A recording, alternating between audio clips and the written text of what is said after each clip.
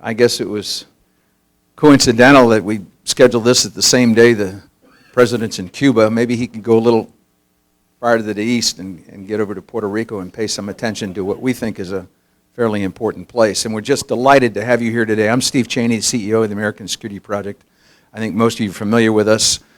501c3, founded 2005 by some guys named Carey and Hagel, Hart and Rudman, and we've continued ever since. It's a modest operation, but our primary focus is the intersection between foreign policy and national security. And we've built the organization that way. Have a number of flag officers, 3- and 4-star, one of them sitting right here, Admiral Gunn, our former president, on our board, and a number of businessmen. Another one, Alejandro Brito, is on our board as well, and another one, Dante Disparti, who runs our business council. This year our focus is going to change a little bit, and we're going to shift somewhat to Latin America and South America, and we're just delighted to talk about Puerto Rico today. This is all going to be on the record. We are taping it. We'll have it up on our website tomorrow, so don't take too many notes. Dante will be the moderator. Each participant will talk maybe 5 to 7 minutes. Then we'll do a Q&A among the 4 of you, and then we'll open up to questions in the audience. Same rules will apply. We'll have a roving microphone. Dante will pick who the questioner is. If you've got a question, please keep it short and make it a question, and please let us know who you are, because it'll all be on the record as well. It's interesting when you talk Puerto Rico, especially today when the president's out over on Cuba, you kind of go, Puerto Rico, geez, there's a bit of a crisis in Puerto Rico, and Governor, I'm so pleased you're here, and Representative, you as well, who can probably address this in far more eloquent terms than I can. But it's something that needs to be addressed, and it needs to be addressed right now. And I think the Americans' attentions are obviously focused on a presidential campaign and other items, and sometimes we lose sight of things that are really close to our shore, Puerto Rico being one of them.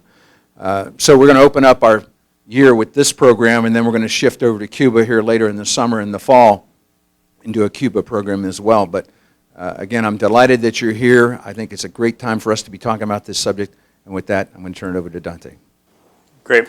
Thank you, General Cheney, and welcome everyone to this afternoon's discussion on Puerto Rico, and especially want to extend a warm welcome to our guests this afternoon, including Alejandro Brito to my right. He's a business person from Puerto Rico and leading property developer in the Caribbean, among many other activities.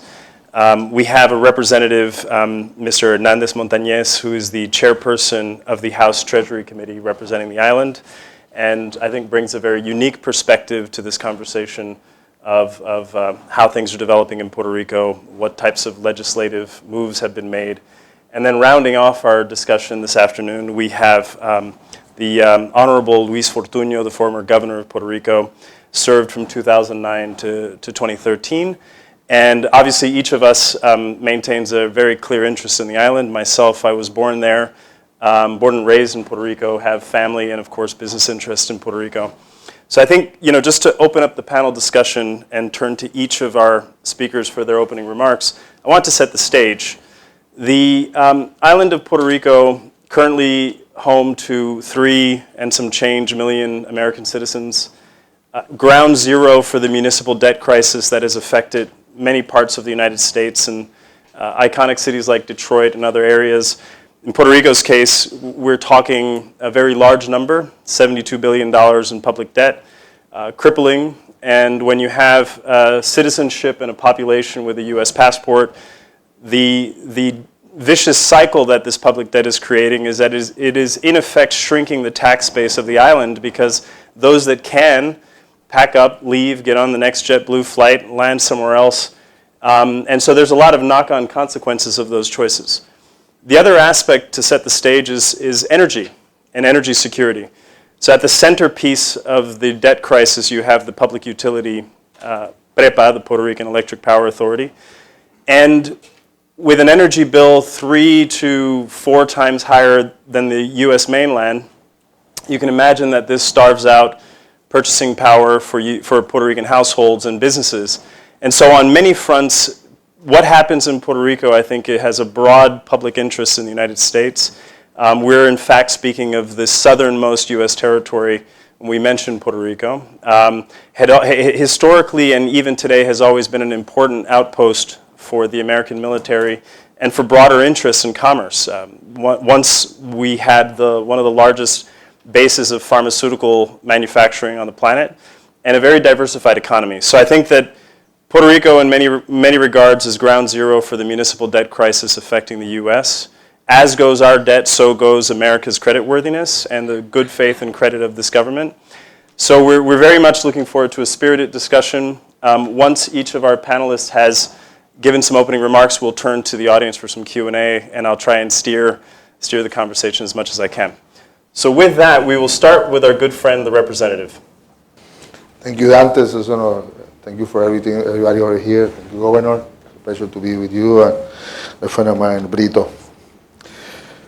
Thank you to invite me to share with you my view as the fiscal and financial crisis in Puerto Rico. As a chairman of Financial Committee of the House of Representatives, we are responsible for the drafting legislation that address key financial issues and provide solutions to many fiscal problems we have been facing in the last 3 years. In the view Puerto Rico issue, I view in Puerto Rico issue in a holistic manner, a triangle with 3 main challenges: certainty in the revenues collected by Treasury Department, expenses control, and debt service. As a certainty in the revenue collected by the Treasury, we have just been informed by the Secretary that revenue recorded by the general funds in February 2016 in the consumption tax increased significantly compared to the same months years before, and we are higher than the revised estimates. The main reason for this excellent news is the increase in collections of the sales and use tax. This is a result of legislation approved in the past 3 years. In 2015, the increase on consumption tax, I like it to call consumption tax because we have meant the used to be a sale tax, and we make some changes in the way that it really is a consumption tax, more than just a simple sale tax. We call it IVU, from 6% to 10.5%, and a new 4% in B2B taxes on professional services. In 2014, the transition in the structure of the sale tax and use tax, IVU, to the value-added tax in the tangible goods, or the goods that you resell. In 2013, the change of the use tax for importation of goods not for resales in the peers. And also, it's very important, for the first time in many years, the Treasury Department is diligently enforcing our tax laws and filing criminal charges against violators. All Puerto Ricans are totally fully aware that tax laws are enacted by the legislature, enforced by the executive, and must be complied by the taxpayers. But let me make one last statement about our tax system. It has to be a balanced system. Everybody must pay its fair share of the tax burden. It has to be a system that generates the revenues that are required by the government to provide essential services to the citizens. We are moving toward taxing consumption, providing relief of regressivity where it needs, and easing the burden on productions and low-income individuals. But also we need a tax system that stimulates the economy. Economic growth is the primary objective of all our legislation. The second challenge, expenses control, has been a priority of my committee. In fiscal year 2012, the last year of the previous administration, expenses in the general funds was $11.9 billion. In fiscal year 2013 to 2014, the first year of this administration's, expenses went down to $9.9 billion. In 2014 to 2015, $9.6 billion, and in 2015 to 2016, the current budget is $9.8 billion with a reserve of $500 million reserve established by the legislature, and this was achieved without firing government employees. The ongoing budget for fiscal year 2015-2016 has been adjusted to $9.3 billion, And the Financial Committee of the House, we recommend a budget for fiscal year 2016-17 that will be the $500 million less without reserve than the general budget of 2015-16 expenses. This control in expenses is a direct result of the Act 66 approved by the legislature of 2014, which pursued fiscal and operational stability in all government agencies and the central government. I provide a legal framework and mandate a specific reduction in expenses, such as consultants, payroll, frozen benefits, in expenditures in labor contracts, among others. Expenses control is a priority of the committee I chair. The third and last challenge that Puerto Rico faces, I want to talk about, is the servicing our debt. Everybody in there agree that the government cannot serve this $70 billion debt in contract, so we must restructure. The issue then is what we have to do, but rather how we do it.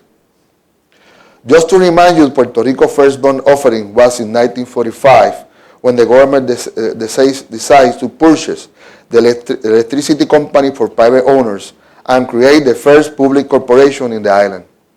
These were the years of the New Deal in the United States, with the President Roosevelt advocating for government control of public service. We create a series of public corporations to assist in the economic development on the island, and they flourish. We borrow. Puerto Rico had accessed the U.S. municipal bonds market since the beginning. As you all know, this is the most attractive source of capital for any public jurisdiction in the United States, as the federal government exempts for taxes all interest earned on bonds issued by municipalities as public entities. In recent years, a significant amount of capital flow to the municipal bond market, and investors looking for higher yield were attracted to Puerto Rico bonds, since they provide triple tax exemptions.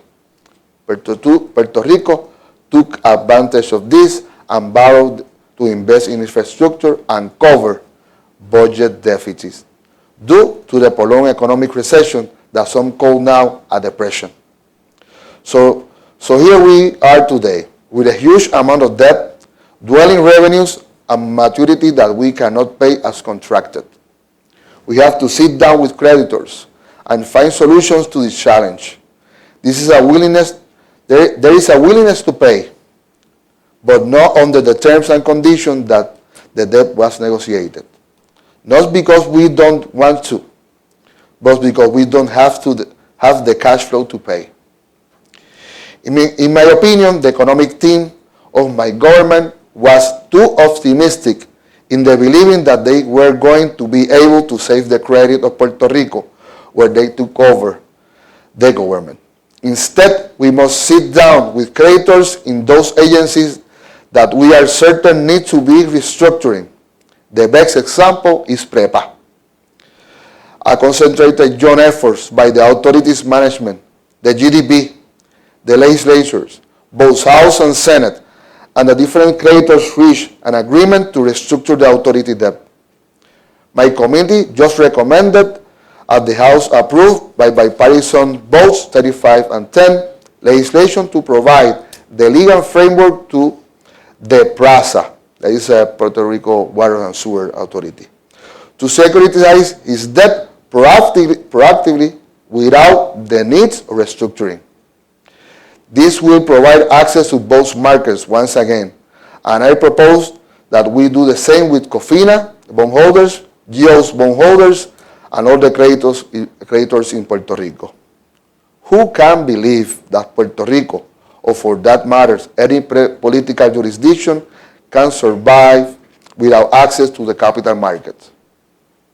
Granted that we overexpend ourselves, and we should have been more prudent, and we borrow mainly to invest in infrastructure. But whatever we do, we must regain the confidence of the market so that we can continue to attract capital to Puerto Rico. This is our responsibility. I am confident that we will achieve it, Puerto Rico will restructure its obligations one by one, avoiding a default at all costs, and we will regain access to the capital market. I have shared with you what I consider to be the three most important challenges that Puerto Rico faces today. I thank you for your patience. I am looking forward to answer your questions. Thank you. Thank you, Representative Hernandez, for your opening remarks. Indeed, I think of most financial crises, how we got here matters less than what we do now. And I think the representative's comments underscore how many choices and how many actions have been taken locally on the island. I think few options and few of the arrows that are in the policy quiver have been left. And so with that, we turn to get the perspective of a business person. So you're on the receiving end of some of these changes. What's it like being Alejandro Brito right now and leading a development company? Well, doing business in Puerto Rico. First of all, good afternoon to everybody, members of the board and guests and press, and my friends here to the right. As a businessman, it's a tough time doing business in Puerto Rico because the enemy of investment and of businesses right now, it's uncertainty. And what you have in Puerto Rico is that every day you have some improvisation, or you have a new tax, or taking away a new tax, or new impositions. I mean, it is really, really complicated. It's a little bit like Greece at the beginning of last year, whether it was going to default or not, or be part of the European Union. I mean, it is very complicated. I'm going to give you my perspective, not only as a businessman, but also as a citizen of Puerto Rico. I live full-time in Puerto Rico. I travel every week to New York for work. So I see more or less both sides of the coin. So I'm going to read a little statement because I knew that my fellow panelists were going to be super prepared. So I didn't come with bullet points, I actually read it. I wrote it yesterday. So after seeing what has developed in the island in the last 10 years of recession or depression and the bleak prospects ahead of us, I have come to the conclusion that the island needs a federal emphasis on federal fiscal control board which has absolute and far-ranging powers as possible. By far-reaching, I mean that it not only controls the finances of the core government, but also of the troubled public corporations, in particular PREPA, which is the electric utility, the waterworks, PRASA, and the highway authority. My position is contrary to that taken by all political parties in Puerto Rico that argue that a federal fiscal control board with wide-ranging powers is a violation of the sovereignty of the island. Furthermore, I have been reading from local economists and think tanks that Puerto Rico has the wherewithal, tools, and will to get it right this time. Basically, my presentation is based on countering these arguments. My position, again, when Detroit and DC were imposed a fiscal control board, they were certainly not happy, especially considering the sensitive issue of race, primarily African-American populations in both major cities. Years later, it proved to be the right decision, with the CFO of the board of Washington, D.C., eventually becoming the mayor for 2 terms, Anthony Williams. When Wall Street and the financial institutions were basically assigned a fiscal control board in 2008, even worse, intervened by the federal government, every banker and CEO complained about government intervention. TARP, control of compensation, decision-making, mergers determined by the Fed. One day it was Hank Paulson of Bank of America, you're going to buy Merrill Lynch, and so on. Capital ratios. To this day, Goldman Sachs is still upset that he had to become a chartered commercial bank. And Jamie Dimon, Obama's banker, complains incessantly of government meddling. But at the end of the day, it saved our financial system.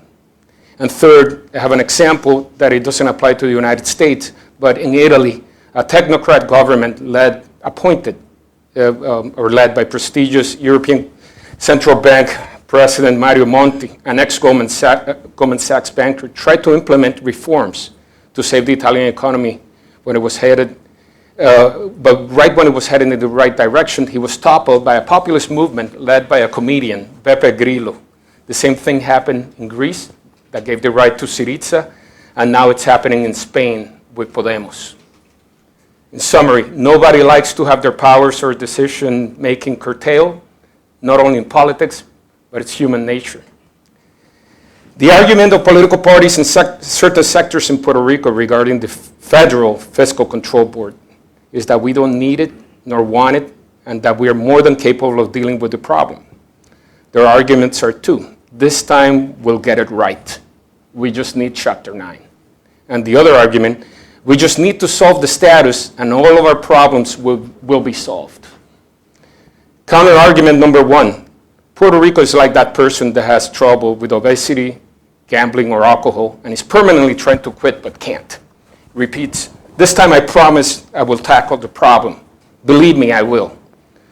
When it finally fails and there's only abyss ahead, an intervention takes place and the person is provided assistance, but not under the previous failed self-help, Anthony Robbins treatments. Yes, I have it under control. No, this time it's going to be like boot camp, where tough love, personal trainer, just like the Biggest Loser TV show, controls your diet, exercise routine, calorie intake, and makes decisions that upsets the patient in the short run. If all goes well, the patient is healed or saved and has a new lease on life. I mentioned three malaise above, obesity, gambling, and alcohol. The malaise affecting Puerto Rico is populism. In my personal opinion, the Federal Fiscal Control Board is that boot camp trainer helping the island rid itself of 60 years of populist economic policies that have enveloped the bone marrow of the island's economy. In order to understand the depth of populism in the economy of the island and the grip it has on the ability of any government, regardless of the political party in power, let's do a really quick review. In 1952, the Commonwealth is founded by Luis Muñoz Marín and the Popular Democratic Party, popular party based on social justice. In 1969, a Republican New Progressive Party leader, MIT grad, Republican, institutes the Christmas bonus for salary justice. Again, populism is not exclusive to any particular party. 1977, the nationalization of the shipping and phone companies in Puerto Rico, similar to what happened in Venezuela and Argentina. 1980, the right to vote is given to felons. They actually vote ahead of us and first than the regular population. 1999, the right to unionize government employees, universal health care, that was done under pro-statehood governor.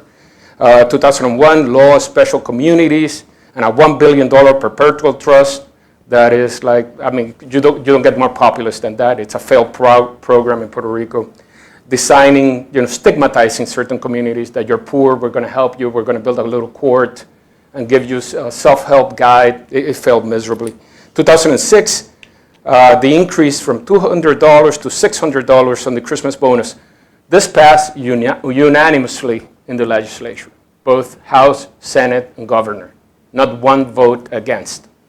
This is for people who work more than 700 hours a year, and you don't get a single hour of work, you don't get a single pill manufactured, you don't get anything. It just discourages work.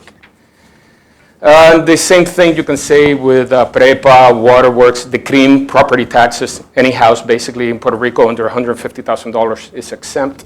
So that means that more than 75% of the universe of housing in Puerto Rico is exempt from paying property taxes. So just a few of us actually carry the load for services. Again, populism has no political party. It's embedded in our political DNA. The party in the opposition turns more populist than ever, and vice versa when there's a change of power. So sometimes you see that the party that was in power tried to move through this legislation, and when they lose, they actually are against their own legislation that they wrote in the first place. Right now, we have some major double talk and political discourse going to that this time we can do it. For example, the Kruger report says that we should abolish the minimum wage, but right now we have projects in the legislature seeking to raise the minimum wage to $15 an hour. They're alive, these projects, in the Senate. Kruger report, we should increase productivity, projects to shorten the work week to 32 hours while maintaining the same amount of salary. Attract foreign investment, projects in the legislature to increase taxes on foreign corporations. Enhance domestic investment. There's a project to increase capital gains to 30% to local investors like myself, while foreign investors on Law 20 and 22 are exempt, or they pay a maximum of 4%. Other situations, the co-ops in Puerto Rico, they're like little credit unions that we have in Puerto Rico. They're broke because they invested in government bonds. Legislature solved that problem. Let's amend the Financial Accounting Standards Board that says that you don't have to realize your losses. You can do it over a long period of time. Problem solved. We have a Chief Technology Officer in Puerto Rico. At cabinet, that was a new position named at cabinet level, and the Department of Economic Affairs invests millions in startups and hackathons in Puerto Rico. We don't have Uber in Puerto Rico. They have it in the Dominican Republic, but we don't have it in Puerto Rico. But we try to portray ourselves as a Caribbean Palo Alto. There's no money for highways, but we insist on being the only dependency of the United States, or the only state with an 18-year-old drinking age, which costs us tens of millions of dollars a year. Casinos are all closing. We don't amend the gaming laws, in which the government takes a 52% take of all games, and we don't modify our gaming laws so we can bring a sports book, so it makes Puerto Rican casinos more competitive against our competitors in the Caribbean. Retail dying, loss of jobs, no sales tax collections.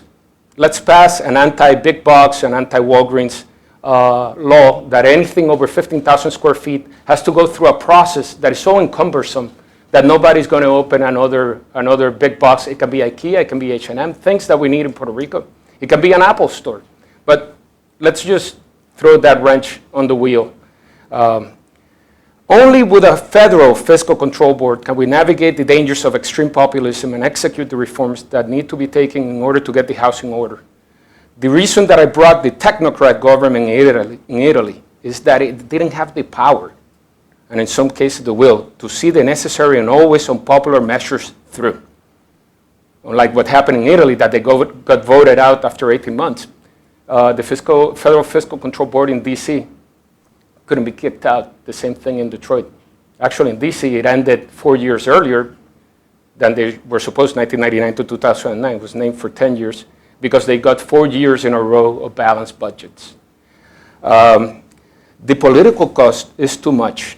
And I don't blame the politicians, I blame the system. We're seeing the rise all over the world of populism. And it's not only in Venezuela, Puerto Rico, or Brazil, but also in Spain, like I said before, in Podemos, in Italy, 5 stars, and now in the USA, Trump and Sanders. I was reading the New York Times yesterday, and in its cover was the new word, Trumpismo, which is like Trump and Chavismo, or Trump and Populismo. And Latin American nations are afraid of this. Or the Bernie, with a burn, you know. Smart politicians, and Puerto Rican politicians are very smart, know how to tap the anger and pain of a 10-year recession. Currently, the politicians with the highest approval ratings in Puerto Rico are its most populist, anti-government, and in some cases of the same party in power, held by a populist press, in which for many years the most famous reporter in Puerto Rico was a doll, La Comay. And where every day radio opens with the scandal of the day, el escándalo del día. Again, I go back now to we only need Chapter 9. I believe that the debt is unpayable, just like the representative said. Simple math, $73 billion debt on an island with a budget of $9 billion is more than 7 years without spending a cent and not paying interest. We need an organized restructure of the debt, but we also and foremost need to tackle our structural problems. Because even with 100% debt relief, imaginary, we would be back in the same position down the line. On the other hand, I believe a strong federal fiscal control board is a much better and tougher negotiator for any debt relief than any restructuring firm or advisor that the island currently has. Negotiating against the federal government is not a pleasant experience. Ask the bankers from TARP 2008 or the auto bailout executives when they were in front of Congress, when they came in their private planes. The island hasn't been able to submit audited financial statements for 2014, and the last 10 years of government tax revenue has always been overstated by both political parties.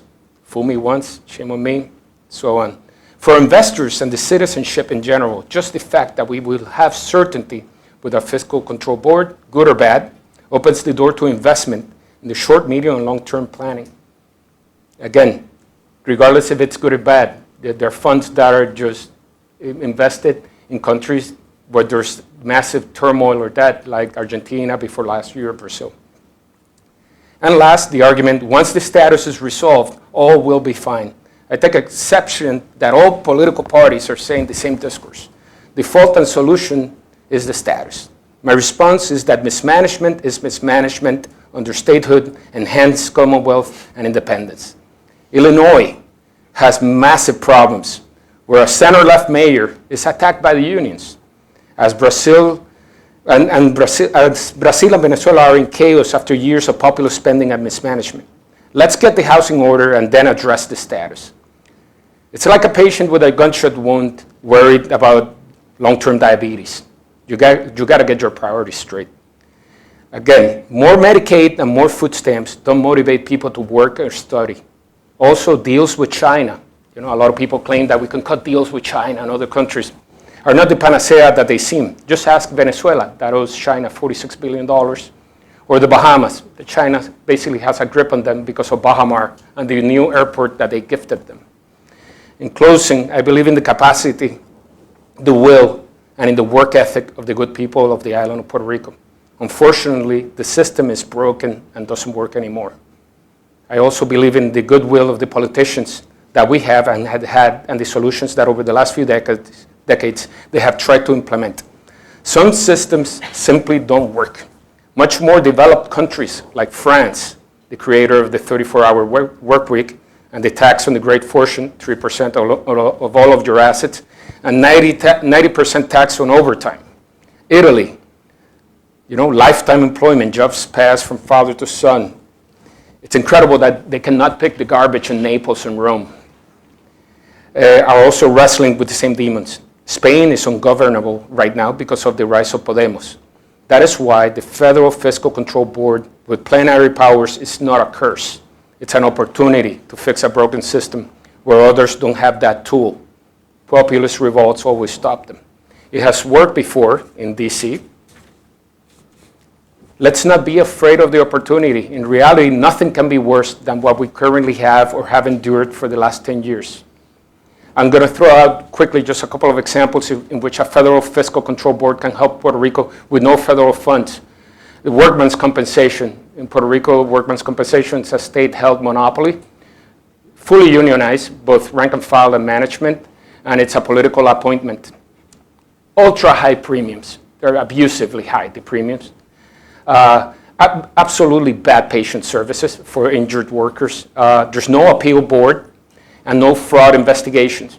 The mayor of a major city in Puerto Rico that was diagnosed with schizophrenia was collecting benefits at the same time that he was a mayor. And nothing happened to him.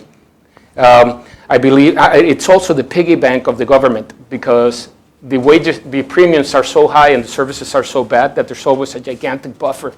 And what the government does is that every time they need $100 million or $200 million to square to balance the budget, they go over there and they just raid it. I think that it should be done like in other states that sometimes you have a hybrid or you have private. If it's going to move the government to being more efficient, investigating fraud, and also at the end of the day, it's about workman's safety. So if I had blanket immunity, how worried am I or how motivated am I to provide the most safe work environment other than OSHA? There's always has to be an economic factor in it. Another one, Channel 6, WIPR. Does a bankrupt government need a TV channel on radio stations? Total political thing. The president of the corporation is the wife of the campaign manager of the sitting governor. Right now, the FCC is making an offer for $400 million and change for the licenses. The University of Puerto Rico, again, fully political. It's a merry-go-round every 4 years. Lower amount of students, same amount of campuses. Let's close a few of them. Build dorms instead. It's cheaper. This formula that they automatically get 9.6% of the budget regardless has to change. And there has to be metrics. Has to be result-driven. The quality of the students, how they rank the university in the world, the amount of patents that they get, the amount of awards. And finally, the tourism company, the election bounty. The ad agency that supports the governor's race, and and gets the account. The governor gets the election bounty, which is the account of tourism company. It's close to $200 million a year. No consistent message on the destination. Every 4 years, it changes the focus depending on the political party. The funny thing is that both parties oppose a destination management organization to handle the campaign. This is only a snippet of possible areas in which a federal fiscal control board can start working, again, with no federal funds involved, just maximizing the resources at hand and cutting waste and fraud. Therefore, I ask Congress and the administration to please legislate a federal fiscal control board with as far-ranging powers as possible, as soon as possible. In short term, it can be accompanied by measures that have no fiscal impact on the federal budget, such as eliminating the Jones Act, allowing sports books in Puerto Rico, eliminating FHA impositions in housing, increasing FHA to 225% like Bush did, allow an international transit lounge at the airport so we can get more connecting flights. Right now, you need a full-fledged federal U.S. visa. Allow pharmaceutical companies to expand operations in Puerto Rico with money held abroad, invest more in Puerto Rico infrastructure, invest more in the military projects. The security of Puerto Rico is the security of the United States, and relax some EPA restrictions. Thank you very much for your attention. So I think we found a chair for the Fiscal Control Board. Yeah. Alex, thank you. We promised candor and brutal honesty, and I think we got a good glimpse of that right now. So thank you for your remarks, Alex. And I think it's fitting to give the last word and opening remarks to Governor Fortuño. Sure. Thank you, and I thank the American Security Project, and certainly it's a pleasure to be here with you. Perhaps I should give you a brief background. I worked in the private sector of my life.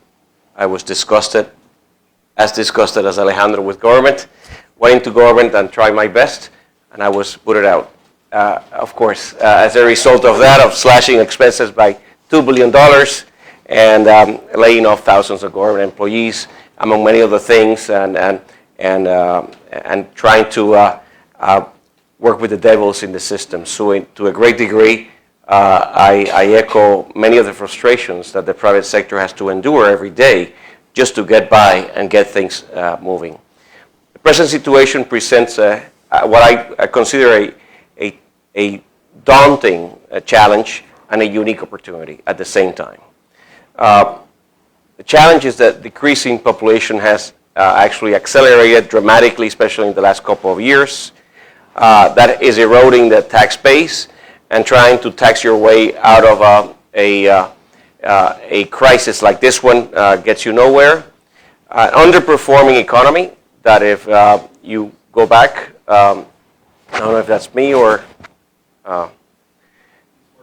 okay, an underperforming economy that if you go back to the last 10 years, with the exception of a slightly positive territory for a year and a half between 2011 and 2012, really it has been in a constant recession since then.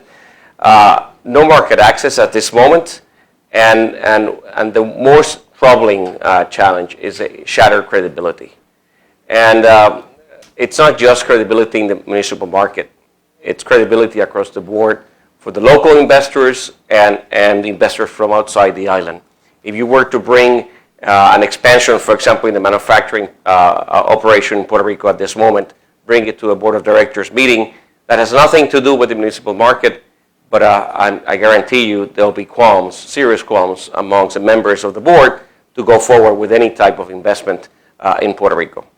So under those circumstances, what's needed, I would say, number one, is to restore the rule of law. And the rule of law, actually, one way of restoring it is through a federal fiscal control board. And I have been in favor of that as part of a larger package. It cannot be just that, nothing else. And it's part of what the congressional actions that perhaps Congress is considering at this moment. Expenses have to be controlled significantly, and of course you have to improve collection, not raise taxes, but improve collections in the process. Secondly, you need full transparency. There's really no excuse for not providing that full transparency. That requires adequate institutional controls and trustworthy data. and that is a problem at this moment that has been mentioned before. Thirdly, you need sustained economic growth. That's the underlying problem here. If the economy doesn't grow, you can do all the rest, and you will not be able to get out of this one. In order to grow the economy, it's not spending more on government. I remember every year I would introduce a budget, and the budget will be lower than the previous year. And the question that I was getting from members of the press and others was, so what's wrong? How come you're not increasing expenses? I said, that's exactly the opposite of what we need to do. We need to control expenses. But we need to go further than that. And as actually the population shrinks, so does should everything else. I'll give you one example. In the last 3 years, the public education system has 45,000 less students, yet it has 5,200 more teachers.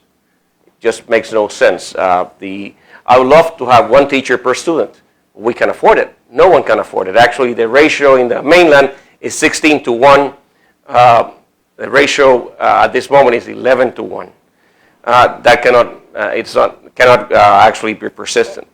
Regulatory reform, getting any type of permits in Puerto Rico is just close to impossible. And we were discussing it earlier before coming here.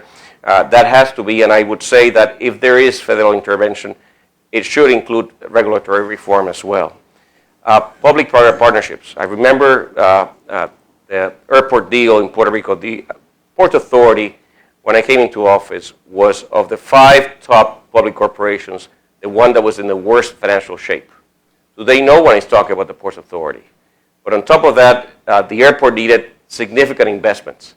As a result of the public-private partnership agreement, significant investments have been occurring, and the Port Authority's significant portion of the Port Authority's debt has been paid out. That could be a model, again, it could be used in many other areas as well. We need to lower the cost of energy. And there's really, at this moment, we're sitting pretty because the cost of oil is at an all-time low, but that will not last. Actually, we saw last week as oil starts coming up. We need to lower the cost of energy with alternative sources of energy, mostly natural gas, but certainly renewable and others. And I believe that at this moment, about 32% of the power generation is in private hands. It should be 100% in private hands. Puerto Rico has been moving in that direction. It has to continue moving in that direction.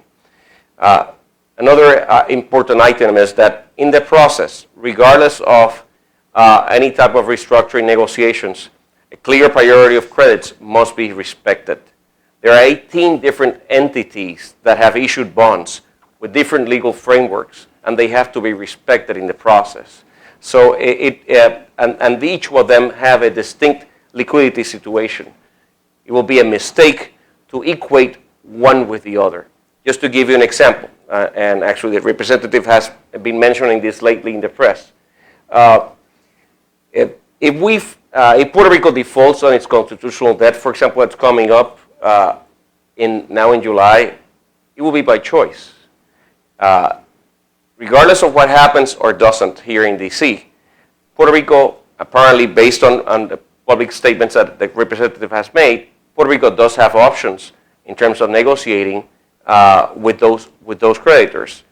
It should explore those options aggressively and try to avoid a default. A default will be a scar that will actually haunt future generations for many, many years to come. So that's extremely important. Puerto Rico has to somehow be able to regain access to the markets again and be able to improve services in the process. So that's just one example. Same thing could be said, I'm sure, about PREPA and the consensual agreement that they reached, and the legislature recently approved some legislation along those lines. But defaults have to be avoided at all costs, and apparently there is a willingness on the part of some creditor groups to actually engage in those negotiations. The process must pave a return. This process must pave a return to the financial markets, not shut that access for years to come. It should be the opposite. And as I mentioned earlier, avoiding default is key here. Finally, execution and political will. Public policies that have provided results must be continued, and those that are not must be eliminated. And in that sense, outside entities could be very helpful in trying to measure what produces results and what doesn't, and based on that, strictly on that, not it's what's politically expedient, make decisions as we move forward. In closing, I would like to say, because a lot has been said, the bottom line here is that Puerto Rico, out of this process, must restore its credibility. And I'll actually try to actually draw a parallel with another part of the Americas, Argentina. Argentina was shut out of the markets for over 10 years. The Argentinian situation actually was, even though it may seem impossible to believe, much worse than Puerto Rico's in terms of the inflation rate, in terms of what was going on, with what at one point was a powerhouse globally speaking. Argentina, in the first 100 days of the President Macri, has been able to turn that around 180 degrees, and it's moving in the right direction at this moment. Public policies and public discourse matters and affects how people actually execute their businesses, how people think about a place, and Argentina could be a model, and that's why I'm saying this presents an opportunity. If Puerto Rico does this correctly, it could be another Argentina at a different level, size of course, size-wise, but certainly a different level. And that's what I'm hoping that will happen. All of my family live in Puerto Rico, and I certainly want my kids to have a future in Puerto Rico. The only way to do it is implementing the right public policies.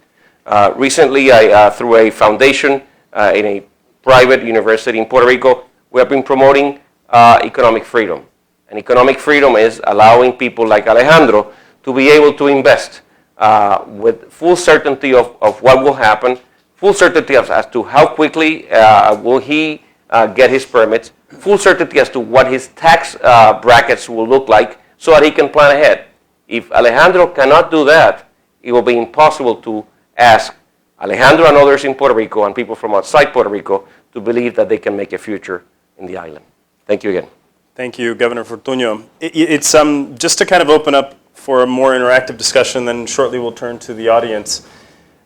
Taking the devil's advocate view, there's an expression that if you owe the bank $10,000, the bank owns you. And that if by contrast you owe the bank $100 million, you own the bank. And so some folks are doubling down on Puerto Rico, and they're making comparisons not to Argentina but to Singapore. And investors like John Paulson have put in, $1.5 billion of his own capital in investing in the island. There's all these acts, 20 and 22, that are supposedly drawing in investors to Puerto Rico. And so, how, and I guess this would be an open question, but perhaps we could start with Governor Fortuño. How do you see that argument that is being made and this wave of investors that are coming into the island, also claiming as they are that here you have the future Singapore of the Caribbean? If there are investors that are purchasing at undervalued property, that's one story, but that is no foundation for an economy. So if you're paying 20 cents on the dollar for a property, well, that's great. If you just look at actually what is that property is producing, if it's income-producing property like commercial property and so on, but that is no way to actually build an economy. And the proof is in what's going on at this moment in terms of not just the massive exodus that's occurring, but the fact that all major economic indicators are down, significantly down, with the exception of tourism. And the reason for that is that over 90% of the tourism depends on the eastern corridor up here. The economy here is getting better, so people are going down. But that is really the only reason for it. Actually, even in the portion that deals with internal tourism, that number is down as well. So again, all major economic indicators, you go through car sales, home sales, retail sales, power consumption, you go down the list, and they're all down. So no, I don't think that's the way to look at this. All you have is a lot of people And I don't blame anyone being able to take advantage of undervalued properties and properties that eventually should come back. And but if you just measure, I was talking to someone the other day that actually is investing in small shopping centers in Puerto Rico. If you just look at the income flow that is produced from that property and what that person paid for a couple of those shopping centers, it makes a lot of sense for that person, but not for the business owners that are there, not for the consumers that are there, and not for the employees that live down there. That's fair. In crisis, there are great opportunities, especially if you see a good wave in a way that you forecast in the future is going to be a good execution, especially the example of Argentina. I was in Argentina last year, and I saw when it was election time, when Macri was speaking to the people, everybody was talking about populism.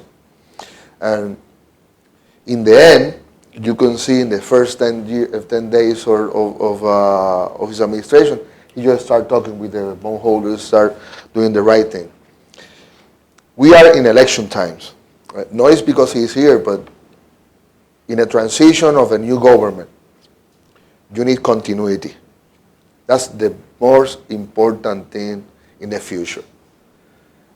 You can erase all the transition, all the good things that we are doing and start over again. The first 100 days of Fortunio administration, and he is from the other party, I just want to clarify that. It's a masterpiece. It's a masterpiece how you implement that law, how you pass it to the House and the Senate, and then start execution. He got short. Maybe in his mind he said, have to pass more of those laws, more tools to control the animal of politics. But if we have an opportunity to have a new government that make continuity and reestablish the credibility of the island, those investors, those people who take the risk now will profit in the future. But it's very important to a good choice in the next couple of months. It's the life of not just the Puerto Ricans. It's the life of all these people who has been investing in the island. And we need good news. We need a good wave in a way that we can reestablish the credibility and the continuity of the rigid, disciplined government. So that's the basic thing that we need in government: rigid and disciplined government. So we've heard a call for an unpopular, single-term, technocratic Federal Financial Control Board to come in, and let's hear if the audience has a handful of questions that we can get a conversation going with the group in here today. So we'll take first question right here, and wait for the mic if you will. It's just right on the way.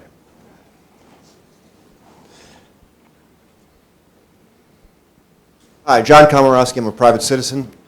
And as CEO Cheney pointed out, we're at the American Security Project, which is kind of the intersection of national security and foreign affairs. And I'm wondering, does this debt crisis have implications for the security, say, of Puerto Rico? You were talking about China wanting to invest in it before. And conversely, the other way around, does the national security of the United States with bases in Puerto Rico have implications that are going to be affected by the policy that you're talking about with regard to the debt crisis?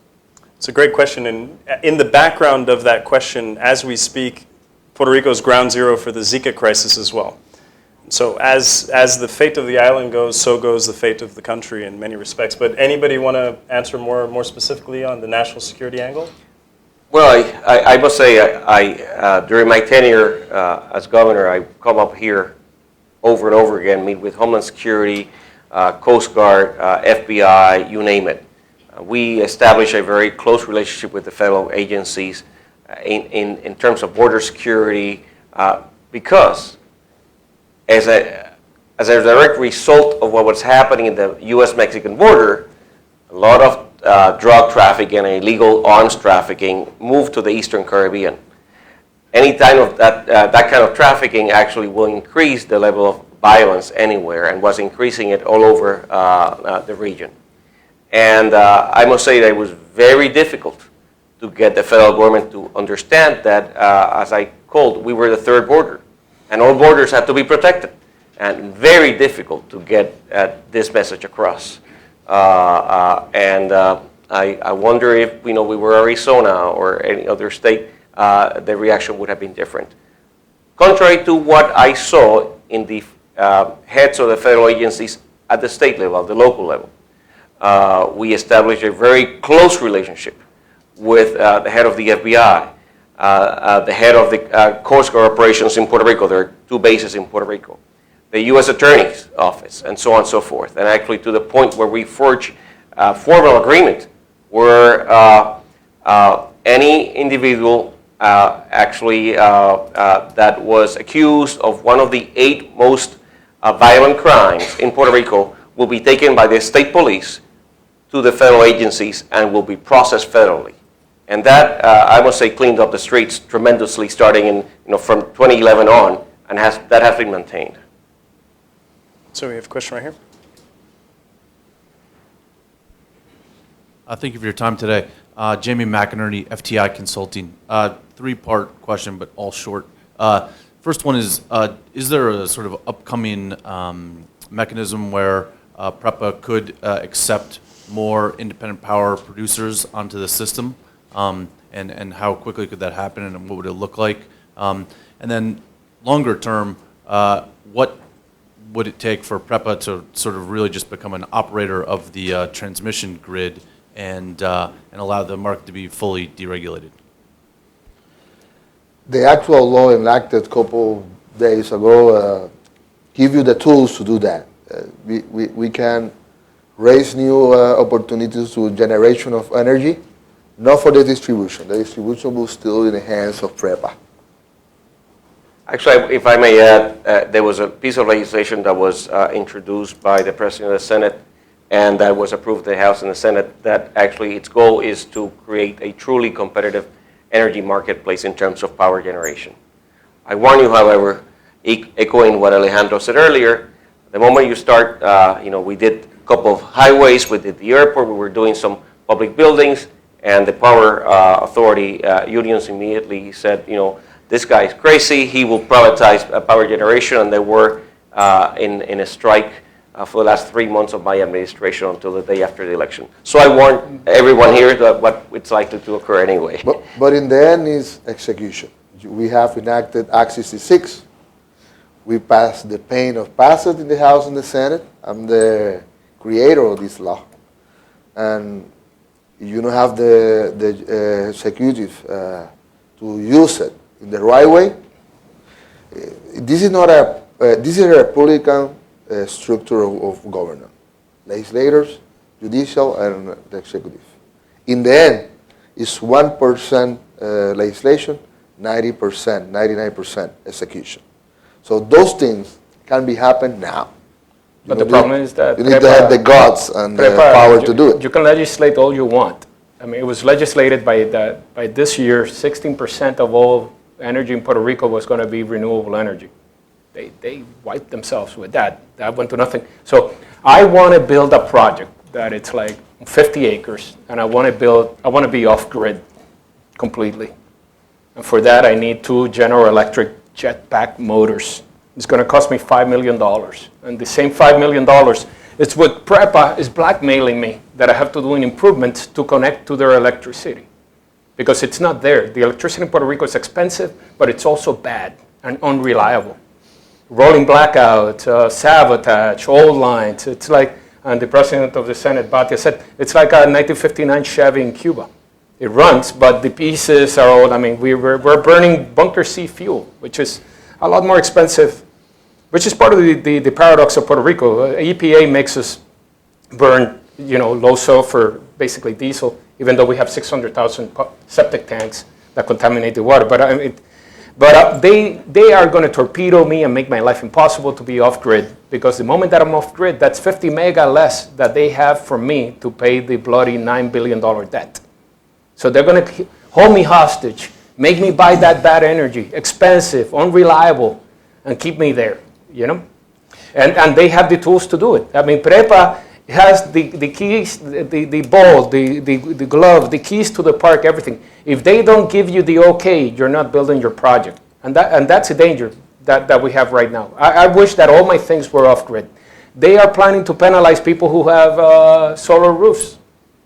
So the guy who put his stuff on the roof, now they want to pass a law that, no, you got to pay me a little connecting tax and a surcharge, because when PREPA sells you electricity for 25 cents and it buys it from you at 7, it's not the wheeling, the net metering. You know what I mean? You're minus 3x every time. So it's hard. It's hard. And somebody has to pay the bondholders their $9 billion. Well, 9 minus the 15% that was the great negotiation that we're paying people to carry for us.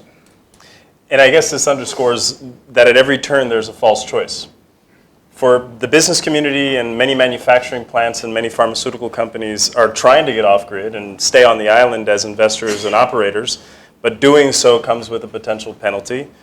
Paying bondholders over with a shrinking tax base is, of course, incredibly difficult, which is why some advocates of Chapter 9 and some degree of equality for citizenship go a long way. And I think the subtext of this discussion is, of course, the final status of Puerto Rico. It's easy to neglect your territory coming from Washington looking at the island, and it might be a little difficult if Puerto Rico had a vote for the president from the island itself. We'd get a little bit more attention. And so I think the subtext of this discussion is one of status as much as it is a technical conversation about debt restructuring. A question in the back. Yes, good afternoon. My name is Scott Morgan. I want to thank you for this presentation. One thing that has been a leftover from the Spanish-American War is also Lewis talking about how all commerce going into Puerto Rico has to come to the mainland and then get transferred onto U.S. flagged vessels, and then it gets sent to Puerto Rico. If that was amended, how would that help the Puerto Rican business community besides potentially creating new revenue streams? This is not an issue, just one solution to a complex problem. That's what, as the governor said, we can support an oversight or control board with a package, including the Jones Act, including reestablish the relation with the manufacturers, the certainty of some kind of structure like 936 in the past. That doesn't have to be the same, but at least you have the certainty of establishment. Those are things that you can see and opportunities to, inside a package, you can fix the problem of the island. But it's not just one thing. It's like I said, you can fix the problem just raising revenues or just cutting just the budget. It has to be a balanced system. So you attend the debt service, control the expenditure, and balance the revenue system in a way that you can have economic growth. Well, the Jones Act, I mean, the shipping companies and the petroleum cartel has been trying to break it up for years. It's very powerful. I mean, it's basically the people who control the rail lines want to transport everything, primarily oil, through rail lines, and you have Warren Buffett that is the owner of most of them. So, I mean, good luck with that. But the Virgin Islands, it doesn't apply to them, and they're next to us. So, I mean, you see the Virgin Islands from Puerto Rico on a clear day. Why doesn't it apply to them? And I think it did Marianas or something like that. One, it's the Jones Act has three elements. It's the shipbuilding requirement, the flagging requirement, and the crew requirement. In the case of Guam, the shipbuilding requirement was waived. In the case of Puerto Rico, only in terms of the building of the cruise ships for tourism purposes. And actually, after that, the cruise ship industry exploded, and multiplied by I don't know how many times as a result of that. At this moment, there used to be three major shipping companies servicing Puerto Rico. All three indicted for price fixing. There are only two that are left at this moment. So you have a situation where there is competitive forces of the marketplace The biggest boat sank. Exactly. The largest one sank a couple months ago in a storm in the Atlantic. So you have a situation where it's really the competitive forces are not there to bring down the cost. I can tell you that I go grocery shopping in Puerto Rico and here, both places. And it's a lot cheaper in DC than in Puerto Rico to buy groceries, believe it or not. But also that we could buy oil and fuel instead of from Venezuela or sworn enemies or Brazil or Russia, Lukoil. I mean, we could buy it in West Texas, and get the and benefit in the lowering of the prices of gas and the oversupply that is in Cushing, Oklahoma. Instead, we're buying it. I mean, forget about the ship. What is more expensive, the Nike shoes or the shipping and handling? I mean, we're not buying the big items from the States because we have this situation.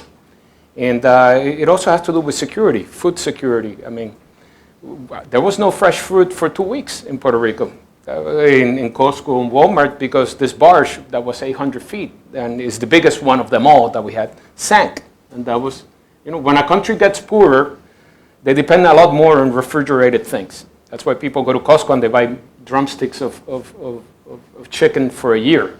I mean, and the only thing that is going better in Puerto Rico is refrigerated warehouses. Because as a population gets poorer, they buy more refrigerated products, frozen pizza, frozen chicken, things that are not fresh. That's why the French live so long. Over 80% of what we eat is imported. Exactly. Over 80%. Yeah. So I think we're running just out of time. I'm curious if I could invoke moderator's privilege and try to get any optimistic remarks from these panelists today. Because what I'm hearing is La Isla del Encanto might be in quite a bit of trouble, but I'm curious if you see any silver lining in the cloud. And Governor, we'll start with you. Well, as I mentioned earlier, I believe this situation is dire, but it presents an opportunity if we get it right. And at this moment, we need assistance, but we have to help ourselves as well, and that's what I have been insisting on doing. And I'm hopeful that if Congress acts, that it will be in a holistic way, and that it will allow for the island to have the tools to move forward. A lot of people I meet, a lot of people when time I spend down there, and people want to stay there. I meet people up here that want to go back. So, and especially, after this winter was mild here, but after, more colder winters, a lot of people actually rethink over and over again, what are they doing here? And certainly it's a beautiful island, great people, and excellent weather. But the conditions must be there so that people will be able to take risks in terms of their capital, their future, what have you, and see the fruits of their hard work. If those conditions are not there, if that levels of economic freedom are not there, the economy will not be able to grow. So I'm hopeful that indeed economic freedom will grow. And with this I will end. I was voted out, and the main issue was that I had to lay off thousands of government employees. I'm hearing a lot of people saying, we should have cut more expenses. I understand now why you were doing what you were doing. We should have done even more. A lot of people are starting to understand, and it's not just layoffs, it's many other things, emerging agencies, eliminating government agencies, and trying to make, essentially live within our means. If we live within our means, we will be able to actually get our fiscal house in order again. You got one over here from the other party. Since 2013, I've been a loner, shouting everybody, crisis, crisis, crisis. And hey, we have to start working on it. But it was institutionalized denial. Established by Fortaleza, by the cabinet, the leaders in my own party. Nobody want to touch the crisis, even with a 20-foot stick. And reality check. At least for me, everybody understand We really are inside a crisis, and we have to act. And for that on, that is positive, because that's the only thing, the only way you can fix problems is people recognize it. People in the island and in DC and in New York and around the world understand that Puerto Rico is in a crisis. We need help, but we need to start help ourselves first. Has to be in the hands of the Puerto Ricans. At least the Puerto Ricans understand we have the crisis, that is really positive. That is a silver lining. Do you want? That is positive. Thank Well, you. I'm a real estate developer, so I guess that I am optimistic by nature. And I am doing ground-up development in Puerto Rico. And Governor Fortuño mentioned the P3s. In 2 months, we're going to open the first non-state government toll road in Puerto Rico. So there's opportunities. The government, I have this piece of land that I owned, and I was at a dead end, and it was zoned commercial. I needed this road to go there, just like the people from National Harbor needed that bridge. And I took this cue, and I'm like, hey, what if I build a toll road? And I'm like, oh, that's impossible. And after 17 years, I was able to hammer it through, but it was when the governor of Puerto Rico had no credit. So the highway authority couldn't build it themselves. They torpedoed it because it looked bad on them, but finally there was some political will because it was a toll road approved by Governor Fortuño, but the sitting governor continued it. It's like Law 20 and 22 was approved by him. And it goes against the principles of statehood of the IRS. It's about using Puerto Rican powers of taxation to bring investment. So our road that created 300 jobs, and it's going to pay for itself because it has a 60-cent electronic toll, was able to be built because there was continuity and harmony in the position of one administration to another. And as long as we do that and we continue projects that work, like that one, and Law 20 and 22, and the privatization of the airport that was done by Fortuño, but ratified by the previous governor, I think that we're in good standing. But we definitely need, at this moment, some help from the federal government, not only monetary, but also regulatory more than anything. But I think that Puerto Rico is going to. I'm buying things in Puerto Rico from the FDIC at 10 cents on $10 a meter, which is incredible. But and I believe that it's going to get better. I have a 1.5-year-old kid, so I want him to grow up in Puerto Rico and not somewhere else. A positively optimistic final statement. Thank you very much, and thank you to our guests in the American Security Project for hosting this event.